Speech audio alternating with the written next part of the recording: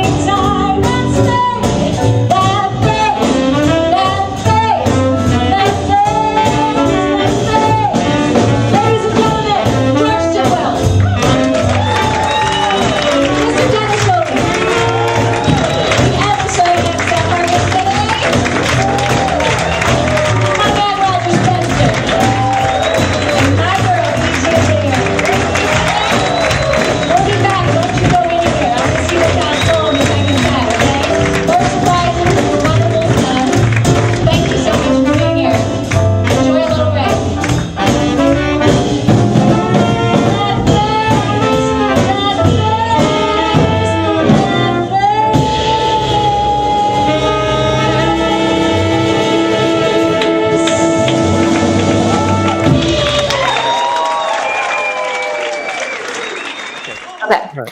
All right. So we have some questions from fans. And for all of you, all of us, actually. Some of them are, I like to say, relevant. Some of them are irrelevant. No problem. I've thrown out some questions that are just too absurd for, they don't deserve to be answered, in my opinion. But mostly I leave them in because I think the answer could be really fun. Okay, so here we go. Jeff, the first question is for you. A fan wrote, a few years ago, Duffy Jackson performed an evening of Jeff's charts with Jeff conducting. Does he ever plan to record those pieces?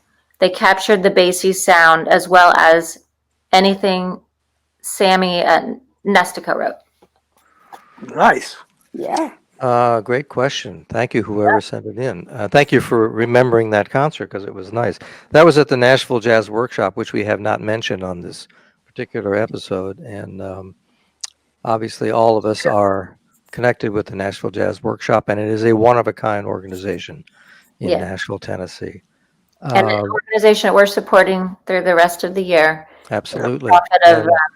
We're supporting in a lot of different ways, but this is one of the things we do. So good job bringing them up. Absolutely. That concert was at the workshop, and I don't think they could have gotten any more people on that stage, as I recall. They had the big band on the stage, and that was really a lot of fun. As far as recording, a couple of those charts were recorded on an album that Duffy did. But as far as recording, there's no plans to do that in the future. I'm always open for it, but we all have to be in the same room together, and we have to work on that. It's gonna be a little bit of time. Yeah, that was a great night, though, for sure. It really was fun. Very possible. And if we really tried to get Duffy out of his shell that night, we just couldn't do it. That's the only thing. He's such So he's such an introvert. Sometimes though you'll catch Duffy in a really quiet. Oh no, never mind. Yeah, never mind. Different Duffy. Yeah. Another Duffy, Well, speaking of Basie, I understand there's a disco version of April in Paris floating around. Is it true? True or not, Jeff? There is. True or not true? I woke up one day, and this was in the disco days, late 70s, and I thought it would be a great idea to do a version, a Basie version, like a big bandish version with a disco rhythm section. And I spoke with Basie about it, and he agreed to play on it. And I said, "Man, okay, cool." So we did the track in Detroit. And I flew it out to LA and had Basie do the overdubs, his little thing. And it was great. I mean, he really enjoyed himself. No, that's cool. And then I think, like the minute we finished doing that, Norman Granz, I think, took it and put it in file 13. Because Norman couldn't stand it. He hated the idea. But I don't know that there was. You say there's a version floating around. I don't know of one, but it certainly could be. I think it was a rumor that was started by somebody on this broadcast. Well, more than a version floating around. I'm sorry. I was just basically saying that I had heard it, and I think it was. I get that it maybe wasn't Norman Granz's cup of tea, but it was very interesting and fun to hear. Well, it was just something different, Yeah. Yeah. Well, if anybody finds it, make sure you send it to me. I want to hear it. Yeah, you'll be the second person to get it. I'll send it to George first. Okay. Please do. All right. This next question is for Beegie. Beegie, I know. Okay. I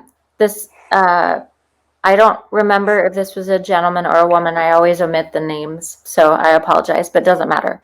I am 74 years old. I would like to know if what you play comes naturally to you as you are playing, or is it something that can be learned? I have always wanted to play jazz and wondering if it is too late in life to learn or if it's something you are born with.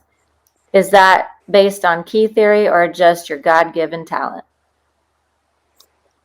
Well, like Jeff, I grew up with all kinds of music around me because my dad was a guitar player.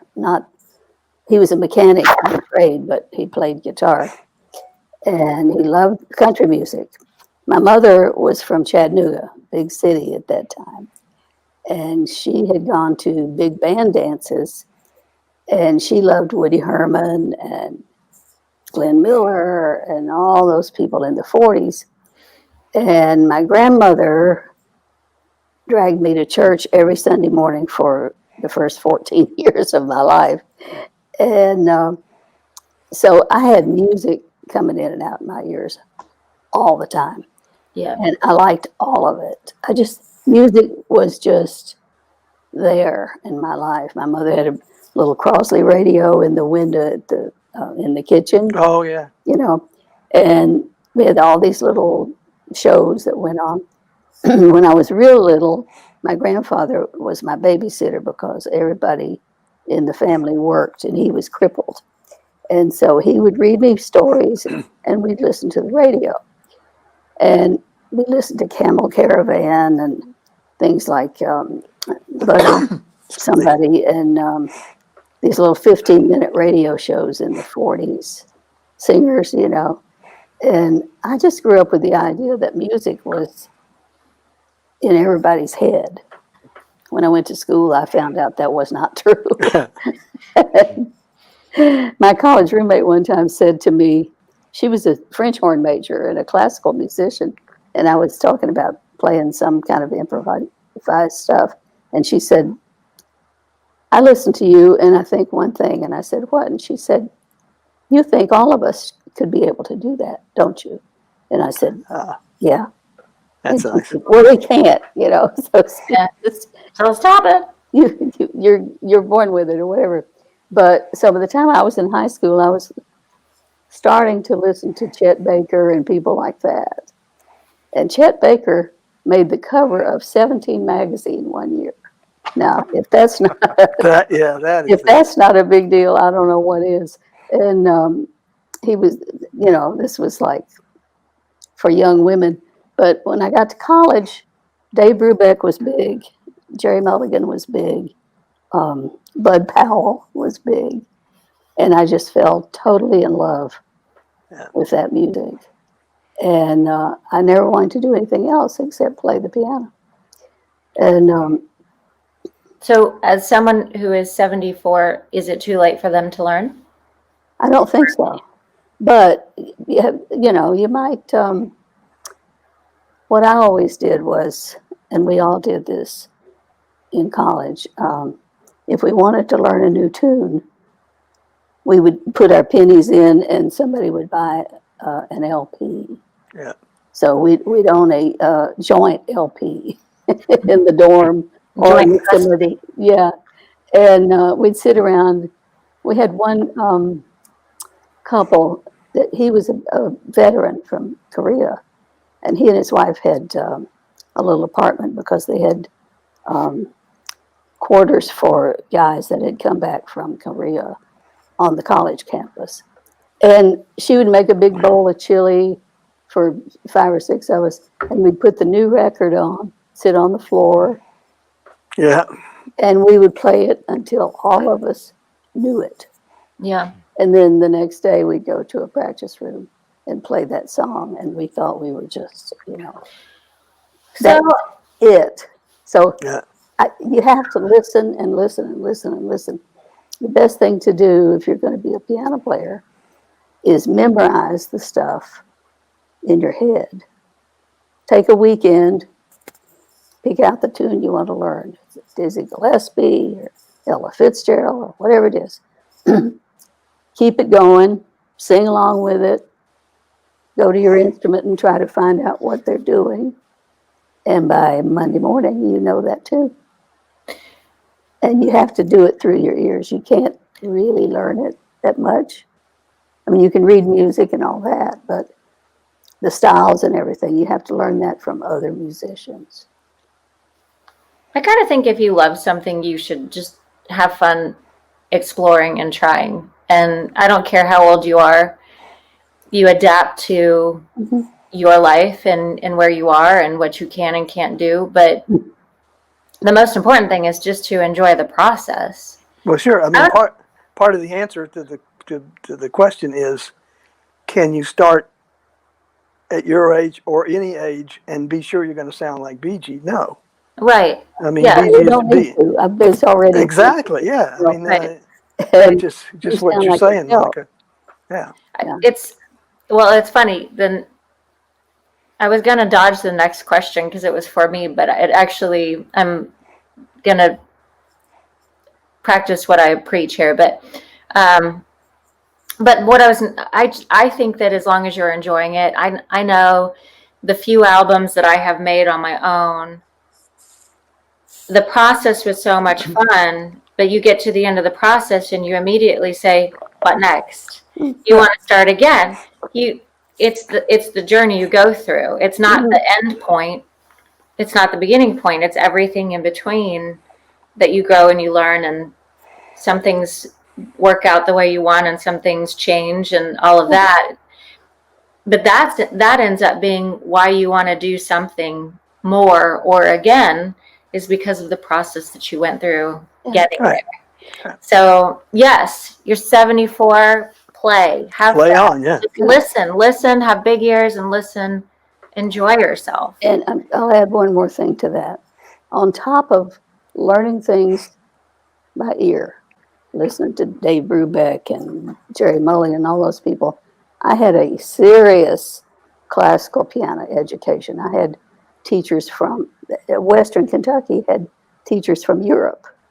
Yeah. Oh, And two of my teachers, one of them studied with a teacher that had studied with Brahms. And the other one had studied with a guy that studied with Franz Liszt. wow. So That's quite a legacy. my thing for young people sometimes is I say, if you want to play a ballad and sound like Bill Evans, play Chopin. Study Chopin. He had this ability to make the piano sound like a horn or a voice. And everything, his legato was just flawless. It would just kind of float along. It has to do with the pedal and the phrasing and everything. So it doesn't hurt to have a lot of training.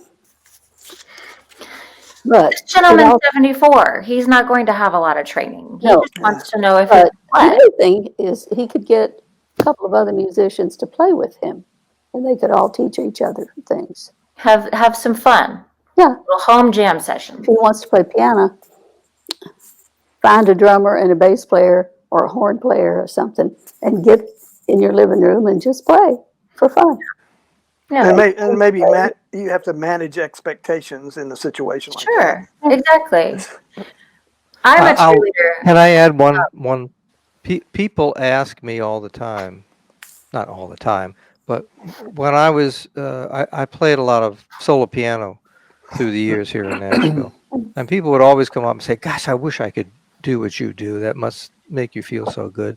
And when I was younger, I used to just say very nicely, "Oh, thank you, thank you, thank you," and not give it much thought. As I'm getting older now, I realize that I really wish they could do Mhm. what I do because it makes you feel so terrific. Yeah. Yeah. I would say to this gentleman, there. if nothing else, whether he reads music or not, pick a tune that he wants to learn, and if nothing else, pick the melody out on the piano Right. Yeah. and do that until you're fluent with that, and it's in reasonable tempo, and that is so good for your soul in a lot of Yeah. ways. But Right. especially if you have an acoustic piano, because you'll feel the vibration of that melody Yes. going through the room and through your body, and it's just Oh, so that's good for you. important. I love So, it. that's great. Do it. Jump in. Perfect. Do it. Yes. Whoever wrote that, do it. Do it. All right. So the There we question I go. was going to dodge, but I won't because it says, Monica, your website says you grew up acting. Do you want to do more of that? What's so funny, Beachy? What are you laughing at? We go to New York. There's a play that's always been on Broadway for like 50 years. Well, it's not now. Last night I go, there it is. And she goes, shut up. I don't want to see it. I She did started early. She was an actress. Yeah. Oh yeah. did musical theater as a kid, and I cringe because it was one play musical that I did lots of times, and that's fine. It introduced me to a lot of people and the world that I'm in now. Everything gets you to the next step, and that was one of the steps. So I haven't forgotten that. But yeah, actually I would like to. I feel like the guy that's 74 asking if it's too late to learn, because I haven't done anything since I was a kid, but I study lyrics in the same way. I choose tunes typically by the lyric, and if it tugs at my heart, sometimes it's a personal thing, sometimes it's not. I just have to feel like I can explore it and share it with some authenticity. And yeah, I mean, I would love to. I would require a lot of help and guidance and lessons and all of that, but yeah, I think I could do it. I think I would be okay with it. So Well, yeah, you'd be great. And your live performances have a really nice sense of unforced, not drama, but an unforced, in a good way, theatrical communication with your audience. I mean, you're a natural. You didn't say what the one musical was you did, though. I've been forbidden to talk about it. Okay, then I won't pursue it any further. it's fine. I was an Annie involves a a lot. dog. Oh, well, sure. Yeah. You came with the hair for it. Yeah, yeah. Whether I like it or not, I was in it. So Well, okay, next question. I think too, though, as far as acting, I mean, you're preparing to be an actor all your life, in the sense of acting is believing. The more experiences you have, the bigger your bibliography is. Right. So Yeah. I So- heard an acting teacher, I don't know who it was, once say that 95% of acting is reacting. So if you can learn how to react, yeah, you are really in the upper percentiles of the acting profession. Because I've seen a lot of actors over the years. You can tell when somebody is acting, Yeah. Oh, yeah. but you watch the really great actors and all they do is react. You can't catch them acting. that's a Exactly good right. thing. Tracy said, because, he was a wonderful actor. He said, somebody asked him one time, what was his answer to all these questions that he would get for all the wonderful work that he had done. He said, learn your lines and don't bump into the furniture. That's exactly right. And Yeah. Roger had Roger tells this story with the British actor on Johnny Carson. I I know. can't remember his name, but he was an elderly British actor, and he was in all kinds of movies and things like The Butler or something. And so Johnny asked him what his trade secrets were, and he said, you do the lines, you get paid, and you go home. That's easy peasy. Yeah. What an easy way to make a living. If you don't overthink it. Yeah. What was that somewhat terrifying Dustin Hoffman movie Oh, that had Is It Safe in it? The dental. You know what I'm Marathon talking man. about? Marathon Man. Right. Oh, my I goodness. saw a great That wore story me about out. Laurence Olivier and Dustin Hoffman coming on the set in the morning to do one of those really scary scenes. And Hoffman had been up all night and looking so that he would be believably completely wiped out and worn out. wow. And he Olivier asked him, what happened to you, dear boy? And he said, well, I've just been, I'm a method actor and I've been up all night. And Olivier looked at him and said, well, Dustin, my boy, why don't you just act it? So Easy maybe for that's him to say. maybe Yeah, that. no Yeah. kidding. No kidding. It's kind of like an amateur musician talking to an old settled somebody, would have the same kind of answer. Where Yeah. like an old bass player or an old drummer would just say, just play the music. Yeah. Yeah, Right. it's not that easy. I saw a great interview with Dick Hyman, the pianist, once, and he was asked,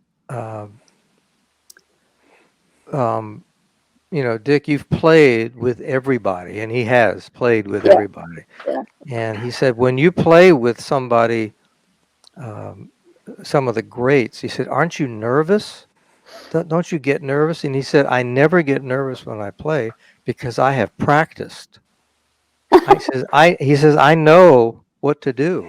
So when Yeah. I sit down and play, I don't have to think about where my fingers go. He said, I have practiced. So I know where it all goes. So I'm never nervous. I've Wow. actually used that and tried to practice. Well, I would say one of our co-hosts here is a prime example of that. Beegie's Yeah. Beegie's fingers are just magic, Yeah. and it's she's not particularly thinking. She may be tired, it may be late. She gets on the piano stool, and this happens. It's like It just happens. boom, and it's thrilling, really, to hear. Yeah. I'm always thinking of the lyric. Yeah. Somebody asked me last year about that. Because when I was little and listening to my mother's records, I learned, if I was going to learn the song, I learned the lyric as well. Sure. Yeah. And we had, in the small town, we had a theater that had a distinct batch of things, movies. And on Saturdays, they would have the serials and the cowboy movies and all that. Right. On Sunday and Monday, they would always have a musical. This was in the 50s. And I got to see people like Mitzi Gaynor and Debbie Reynolds and Doris Day. And they were doing the old actual vaudeville things that had been made into movies by that time, And they had Gene Kelly and a lot of dancers and singers and everything. And my mother would drop me off on Sunday afternoon, and I would just sit there and watch movies all afternoon. Yeah. Imagine. And there would usually be a song that I wanted to learn that Debbie Reynolds was singing or something. And so if I got my homework done on Monday night, I would beg my mother to let me go and see it again because I wanted to learn the song. Wow. And so I grew up with learning those things. And then the middle of the week was a drama or a cop show or something. And then Saturdays was serials for kids and westerns and stuff. But I learned so much music that way then that I learned the lyrics right along with the melody. Yeah, me too. I think that. And I still do that. I remember Miles said one time he heard a guy playing a song. I don't know what it was, when he said there was a place where there was should be a comma and another sentence, and the guy fudged it and just went straight through it. So when I'm playing and even improvising, I'm pretty much trying to make sure that the lyric is still there somewhere. I think that's because that's where you put the commas and the periods and all that kind of stuff. Yeah. Yeah. That's good. That's great advice. That Sound is. advice. Okay. Another question. This is for anyone who wants to answer. It's a toss-up question. It's a toss-up. I think Do we have to push a little buzzer or something? yeah, it's to be the fastest. Okay. If you could have written one composer's songbook Oh, or catalog, whose or which would it be? yikes. I know. Where do you start on that one? Really? Yeah, I mean, there's the whole question of era, to traditional songwriters. I don't know. Gershwin might be my choice. Gershwin or Cole Porter. And I say Cole Porter for me. Yeah. I'm leaning toward Cole Porter too, but I also am leaning toward Johnny Mercer. Oh, yeah. There's just so many. I have to kind of throw a wrench into this conversation. It's okay. I am absolutely enamored with Richard Rodgers' songbook. Oh yeah. Oh, yeah. I mean, not a incredible wrench. composer, both in the pop genre and in the theater genre. Yeah. So I love that answer. Yeah, there's just so many. I mean, it's hard to pick it really is. an It answer. really is. E.Y. Harburg and I just lost it. Anyway, His partner. his partner, Harold Arlen. Harold Arlen, thank you. And the lyric to Last Night When We Were Young Oh, is probably in my top 3 lyrics ever. yeah. Mm-hmm. I would agree. And the Sinatra version of it, where Oh, he slurs down that ages ago. Man, yeah. that is like the weight of Yeah. That's a beautiful of song. everything. There's it's another, perfect. Harold Arlen worked with Truman Capote on House of Flowers. Oh, yeah. And he wrote a tune. George, we were talking about this. He wrote Sleeping a Bee. tune called Don't Like Goodbyes. Oh. Yeah, beautiful. That's beautiful. Oh, that lyric is, Yeah. I have Yeah. lyrics that I used to sing a lot. And I find as I get older, when I start singing them, I can't finish them. Yeah. Yeah, Yeah. They bring out a lot of emotion. they do. Yeah. I did something, I want to tell you about this. I think I told somebody in one of the other shows. I was teaching a class one summer against my better judgment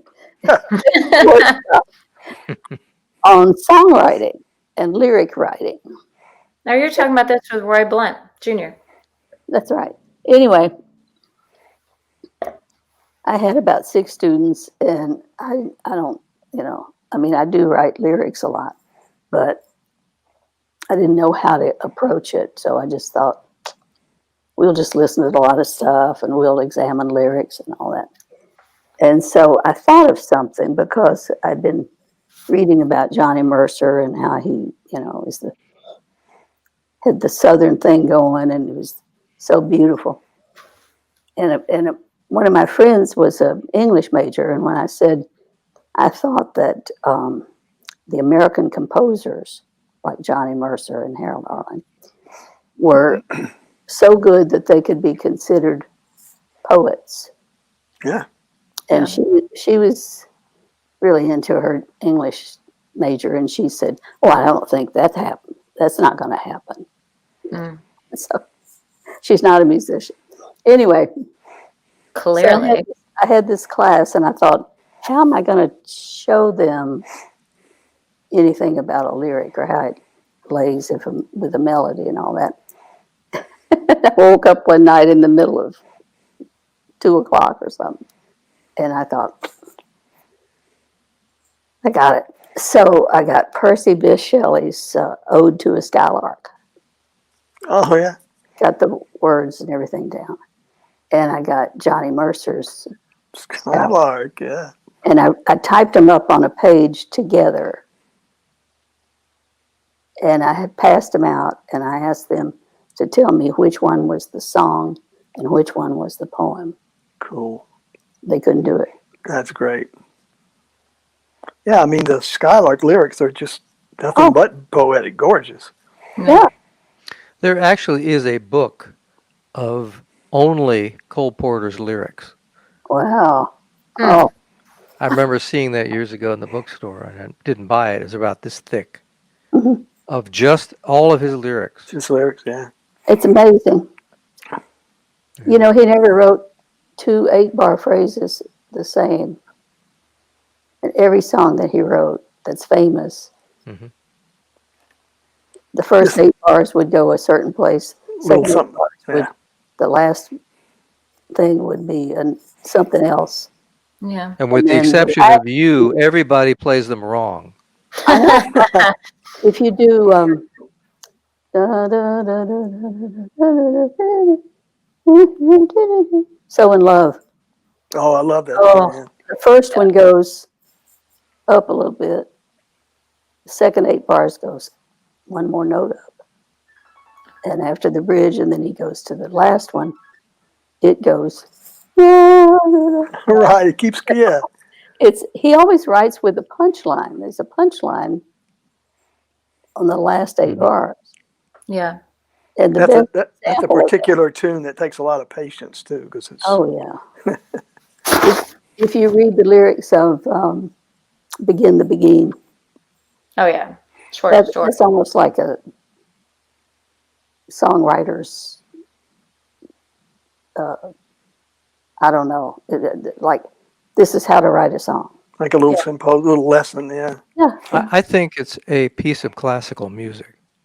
I look at I it do as a too. piece of classical music, the way it's well, structured. it's what they call through composed. You know, you can only do it once. It's 64 bars, and it takes about 3 minutes to do it. Yeah. Mhm. Yeah. Endless amount of material. The Great American Songbook is really just that. It's an endless amount of beautiful material. And Dorothy Fields, I have to mention her. Of Dorothy course. Fields with Jerome Kern, "The Way You Look Tonight." Oh yeah, yeah. Oh, what a lyric! Yeah. It's kind of a perfect song. It And, is. and so many of those songs to me are Yeah. the purview of Sinatra and Ella Fitzgerald, and Oh yeah. they kind of have a long-term lease on them, you know. And not to get too deep, but thank God they were around to play and to sing them at that time Yeah. Yeah. compared to other generations of, I think one thing leads to the other, but Yeah. still, I think there are a lot of very capable, even popular singers today who their whole song is ooh baby baby baby baby baby ooh baby baby baby baby Yeah. ooh baby. They are capable of so That's much more. very nice, Monica. Actually, I know. I Isn't that good? thought that was very nice. I have seen there's a pretty popular little, not a meme, but a little Yeah. GIF or whatever that shows on one side the lyrics to one of those giant hits. It was The Way You Look Tonight. Yeah, and on the other side, another giant hit from a contemporary, which Yeah. really just was "Baby, Baby, Baby, Sweetie Yeah. Baby" over and over. I believe that people are capable of more than they're given the opportunity to provide Yeah. in many ways. The talent isn't less now. It's just it's being concentrated in one. Most people, it's a commercial thing. It's all there, but thank God Ella Fitzgerald and Frank Sinatra and all of these Mel Torme and all of the just the marvelous singers and instrumentalists who put those songs out in the forefront originally. Thank God they were around when they were. I wish I could have been among them, but And there I'm are here now. a few people around who still remember him. I know I probably wore you out with this particular Facebook woman, but my greatest Facebook joy is Angela Levy. Oh The- yeah, I'm wearing a She's salad. I love that. the widow of the great drummer Stan Levy, Oh, Stan Levy. but like she's 90 yesterday, I think. Wow. Oh, happy birthday, Angela. When people start posting pictures of Charlie Parker or whatever, she'll post one from her personal book of her kid on Bird's back or whatever, or them at a party, you know, or I mean, just all of these people who were her dear friends. I mean, there's the people that she ran with, Yeah. but she has had such a long run. It's just fascinating, and it's never We should like get her on the show. listen. That's basically the madness behind this. Is that if she would do it, I fell into your well of. I think she would be She would be amazing because That sounds wonderful. she's totally just sharp as can be and funny and self-deprecating. I mean, she never posts these pictures like, well, yeah, I knew Bird, or you know, Dizzy Gillespie is the godfather of her oldest son or whatever. It's just that's who she ran with. Yeah. So to her Peggy Lee is Peggy Lee, and she's got pictures of them in swimming pools and stuff. I just think she would be a fascinating guest for Well, something like this. you can help us make that happen, I'm sure. Well, I will mention it to her. Okay, I have a few more questions. Oh, go ahead, Beach. I'm Can sorry. I stick something in here Of course. apropos to this? There's a wonderful New Yorker cartoon from 20 or 30 years ago. I used to cut them out and put them in the scrapbook because they were so funny. And most of them were music related.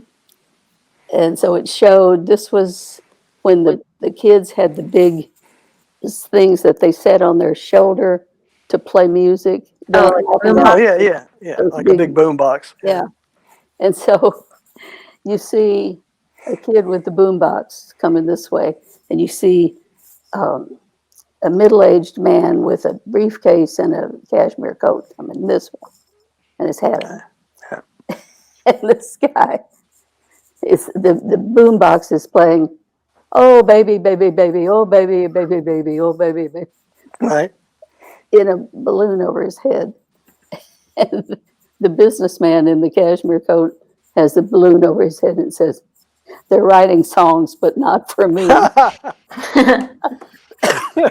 I cut it out and kept it.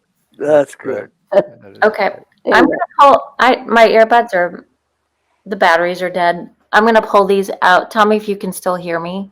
Yeah. If I need to go get other earbuds. Can you hear me? Okay. yes. We can. Yes. Okay. It's It funny really that we went from boom boxes to earbuds. I mean, talk about the space. Yeah. There you go. Wow. That is so true. Can't make that up. Okay, a couple more questions. This is they're all for anyone. Artist or symphony you'd most like to work with? Living or dead? Sure. Would that be at the same time, Monica? Sure. Oh. I don't. You I can answer do this really quick. however you want. I can answer quick. Frank Sinatra. Yeah. I was going to say the same thing. Yeah. How Wow. about you, Jeff? What symphony or artist? Well, the artists are too numerous to mention. Yeah. Yeah. Tony Bennett comes kind of close Yeah, to the top that's of the true. list. But as far as the orchestras go, I just don't think you can touch the New York Philharmonic for the overall Yeah. great orchestra. I mean, that's Oh, yeah. I've only seen them perform live once, but that's all it took. Yeah. Wow, that's an interesting question. Yeah. I mean, there's fabulous orchestras and there's fabulous artists. And not to get off on a tangent, I actually saw one of my favorite performances that I've ever seen. It was at TPAC here in Nashville before they built the Schermerhorn Center. Nashville Symphony with Kiri Takanawa. Woo. Hmm. And she sang without a microphone Oh my God. Really? and filled up that entire place. And and she was probably in her early 60s at that time. She was not Wow. a spring chicken, but that was an incredible evening. Wow. Yeah. I guess our lives are filled with isolated moments like that too. That are Yeah. it's just so special. Mm-hmm. That's a, Mm. good, that's a very good question. That is a good question. Actually, that's a question for a whole program. It is. I just thought of 10 other things, you know. Well, I would love to have played with Sinatra. My friend Marvin, who you're going to see soon, was his lead player for a tour or so. And Oh, I didn't know that. yeah, and it, We'll have to talk about that. oh yeah, We're having Marvin. Well, you know, because Yeah. you're going to be there. Well, how exciting. That'll be Yep. fun. Okay.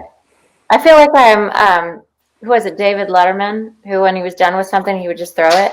throw it in the wind. We need a sound effect of breaking glass for I you. know. Try I to can have add it. I can add it later. you should. Let me You do should You that. should do that. Add it later. You should do that. Oop. Okay. I'm going to look for that. Okay. So the next two questions are quite personal, but I don't think they're too personal. Okay. Somebody asks, where are you from? Actually, this is a question we never ask on the show. Where are you Really? from? Yeah. Tell Well, us. I where'd you go? alluded to it before. I Yeah. was born in Washington, D.C., and grew up my first 8 years in Rockville, Maryland, and then moved to Bethesda, Maryland in 1955.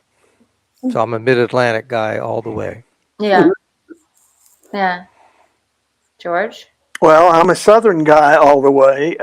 Born in Memphis, and during the reign of Franklin Roosevelt, so to speak, and lived there until I was 21, and used a lot of those years to fall in love with music. That's how I ended up here, really. Yeah. And, kind of a reasonably usual childhood there, except for my love of music. And I also wanted to be an actor. I did a lot of acting. George, we can take acting classes together. Okay, all right. You can be Annie, and I'll be. Hey. I took some acting classes here down at the old acting studio that was in TPAC. But then I realized I can either be a trumpet player or a halfway actor, and I decided not to do that. But anyway, so and then I came to Nashville in 1963, and here I have been, and very happy I made the move. I had one or two other options, including moving to New York. Yeah. With a job in hand, but Oh. I wanted to be close to my family, and they were still in Memphis. And again, the great Bill Justice comes up. He's, sort of know him, know me kind of thing. Yeah. So he had been up here for a couple of years, and he said, "You have all the skills that would be welcome here, and you wouldn't make anybody mad if you come up." Yeah. So I did. I'm so glad. I am too. I was I playing am in too. a little dive in Printer's Alley on a Sunday night. Oh I was yeah. a Sunday night pianist. And I looked over to the door. Somebody opened the door, and there was this man with a beard and beautiful suit and a trumpet case. I remember that so well. And the bartender said, "Who's that guy?" And I said, "I don't know." And he went over and talked to you, I guess, or something. But you wound up coming up on the stage and playing with me. That's how we met. That's certainly one of the 63, reasons I right? decided to stay here. Yeah, 1963, kind of springish of 63. So that's a good 20 or 30 years ago, B. Yeah. Or ish. Like I said on one of the other programs, my Aunt Shuggy was a big Southern lady, and she was the cotton queen and all this stuff.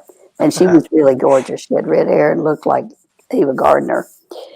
Won contests and Wait, stuff. they'll keep talking about that, Ava I Gardner. know.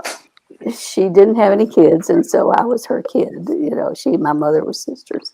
Oh, And I sweet. spent a lot of time with her over the years. And she lived to be 85, and she was one of those people like Andy Mame that just had tons of friends and all that stuff. But she said she was not going to get old. And she said, when I turned 39, I stopped. Good. And so she lived to be like 86 or something. It was great. But never had more than 39 candles. That's excellent. Right. She would just say, I'm 39. That's excellent.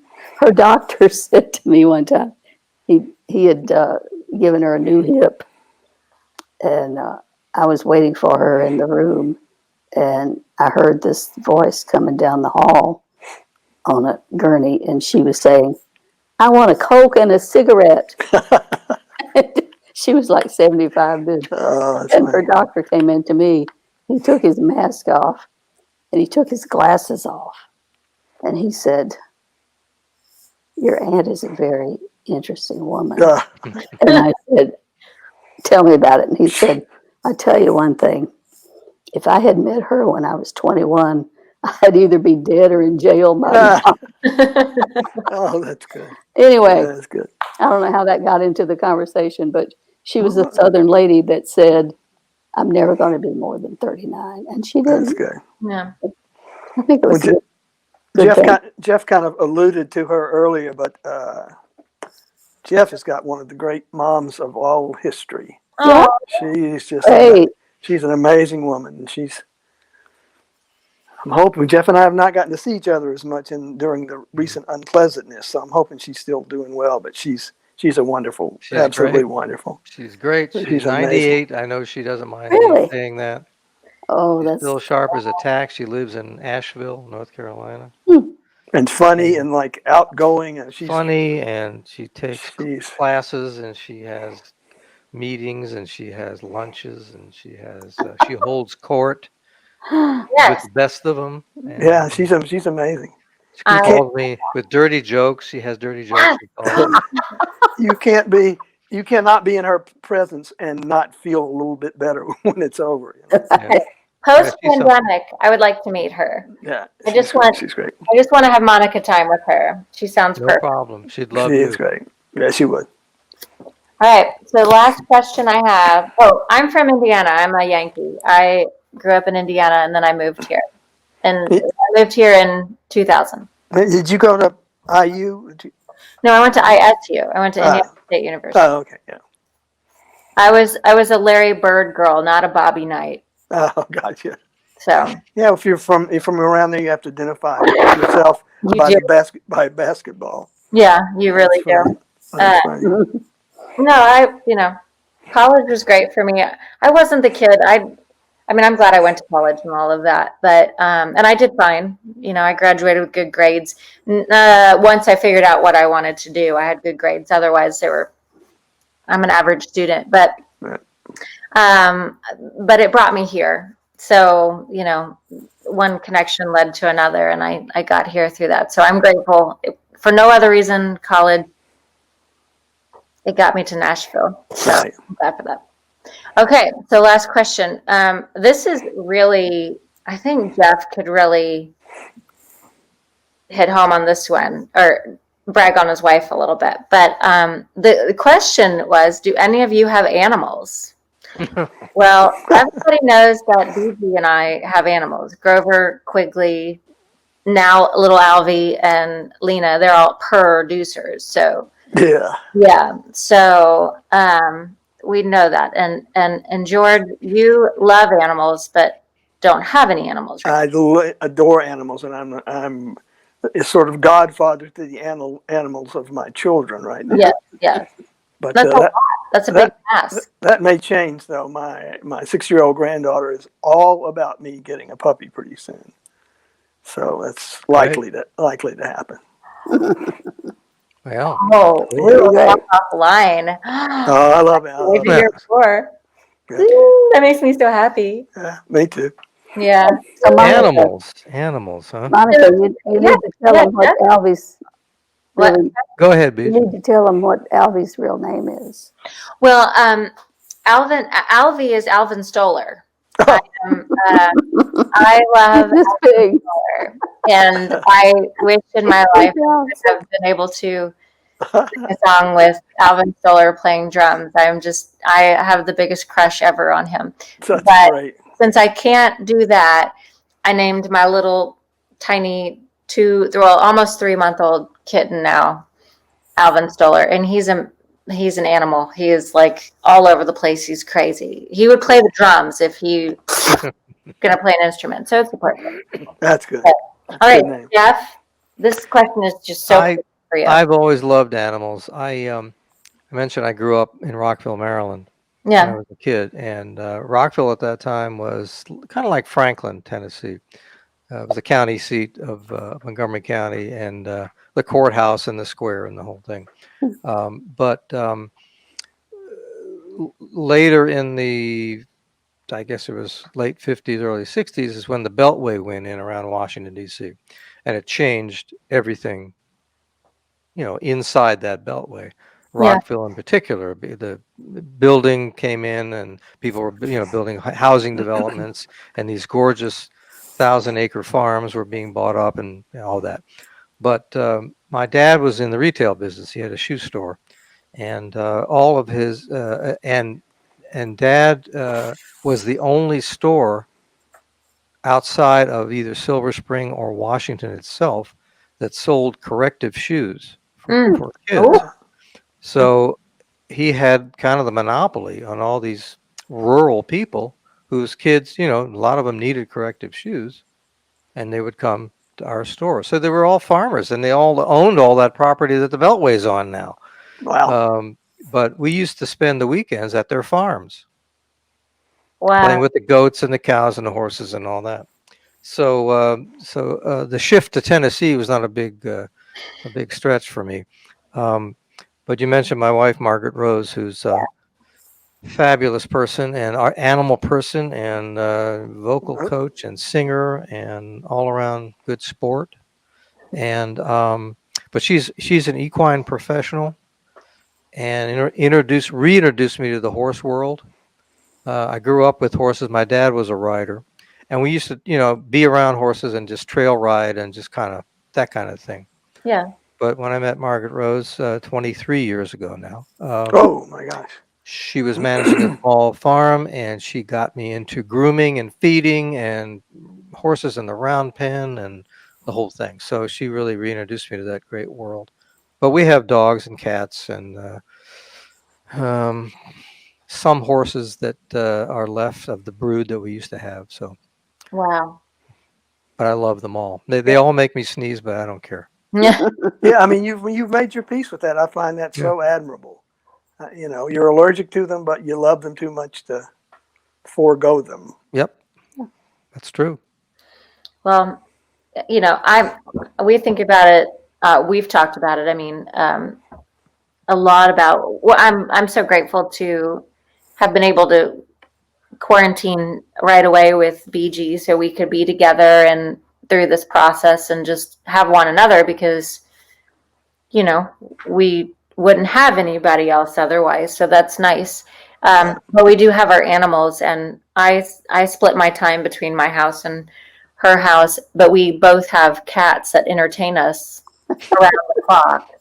And thank God. I mean, animals truly bring you a lot of joy and distraction and happiness and everything. So I wish everyone who's alone right now in quarantine had an animal. That's what. That's true. Well, I think that animals know everything in life and in the world, for that matter, that's important. Yeah, they do. Margaret Rose tells me that horses in particular, but animals in general, know three things. Is it safe? That's the first thing they want to know. Is it safe? Mm-hmm. Are you going to feed me? Mm. And then let's play. Oh, Yeah, that's great. And that's pretty good credo there, I would say. yeah. That's great. That's good. Safe? Will I be fed? Can I have fun? Yeah. There you go. Pretty, like a lot of musicians I know, Yeah. Is that bandstand safe? Yeah. Oh, well, Is there a craft table of food? yeah. I'm in. Yeah. I like these people, or we're gonna have fun. We're gonna make some music. There you go. That's right. Well, Well, all good questions. That was fun. I thought It so was. too. There were many others, but we're 2 hours and 15 minutes into this, so I decided to pare it down. You can always come back. So We'll come back. that's my. And thank you for having me. I Are you appreciate it kidding? very Well, much. thank you guys so much for doing this. And I always try to tell people, in case this is the first time you're watching, Quickly. we're doing this because we wanted to give a little gift to those who are like us, still in quarantine. And I know the world is in a really kind of tattered place right now, but at least every other Friday you can come here and just eavesdrop into our conversation a little bit. We're happy to do it. And we just want you to be safe. So please wear your mask and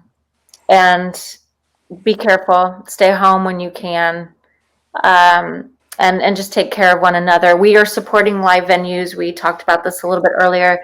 In the description, you'll find all of the venues that we are encouraging people to support. But more than anything, if you have a small theater or a symphony hall or anything in between in the city where you're watching this that you love and you look forward to them opening their doors again, they need you. So please go to their website, A lot of them are selling merchandise to make money. Some of them are doing crowdfunding. Some of them are doing virtual concerts, whatever it is. Please try to give what you would have given if the world was open and you were going to support them. They need you very, very, very much now more than ever. So thank you said. for this. And well, we want to get out and work. It's a little selfish. It's not entirely selfish, but we want these venues to be around. And, but they're also just a part of the fabric of who we are as a country. And if they don't reopen, we're definitely never the same. Yeah, I think every week that goes by, more and more people are realizing what a huge loss that is. There's so many things that people are doing without that takes a while to catch up with the really important things that people are missing, and that is top of the list, really. Yeah, absolutely, I agree. And actually, we are in hard times, and this is going to film or premiere after the election, so I have no idea what kind of mood we're in right now watching this with you, or what you're in watching this with us. But I think we're all going to be in the same mood with whatever happens. I think so too. Win or lose. Well, Jeff provided us with a beautiful video, and to me it seems poignant regardless of when this airs, but maybe now more than ever. Of a wonderful singer, Mike Eldred. And, and Jeff, do you want to set this up so we'll take it out on this and we'll say goodnight? Sure. Mike and I started working together 2000 or so, and still do when we can work. And he lives in Montana, and he put this together a few years back. He put this idea together. He wanted to do something. We did it virtual when virtual wasn't yet cool, I guess.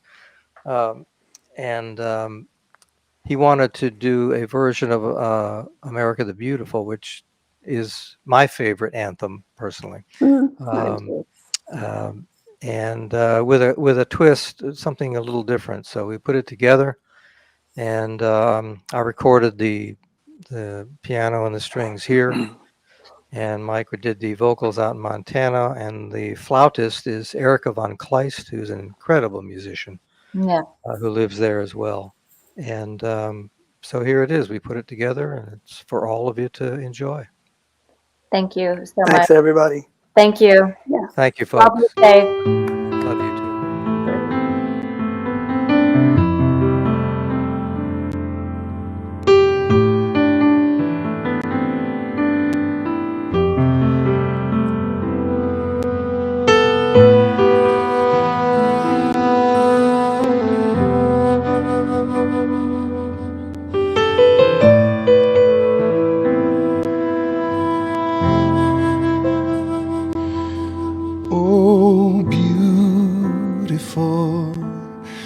Spacious skies, for amber waves of grain, for purple mountain majesties above the fruited plain. America,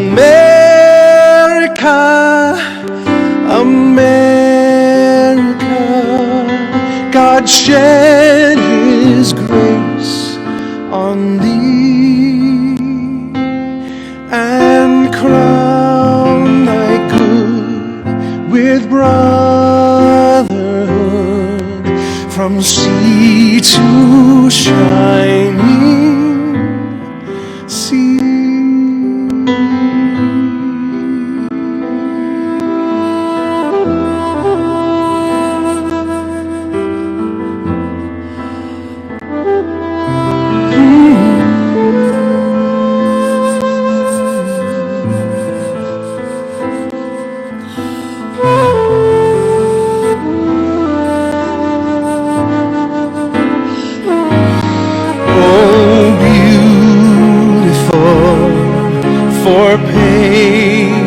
Dream that sees beyond the years thine alabaster cities gleam, undimmed by human tears.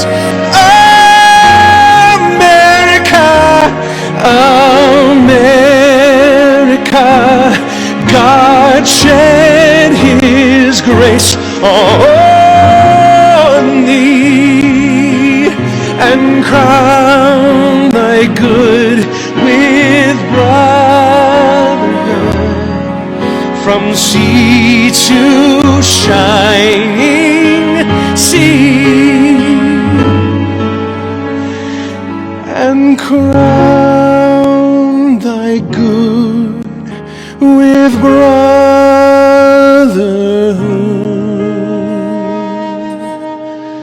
from sea to shining.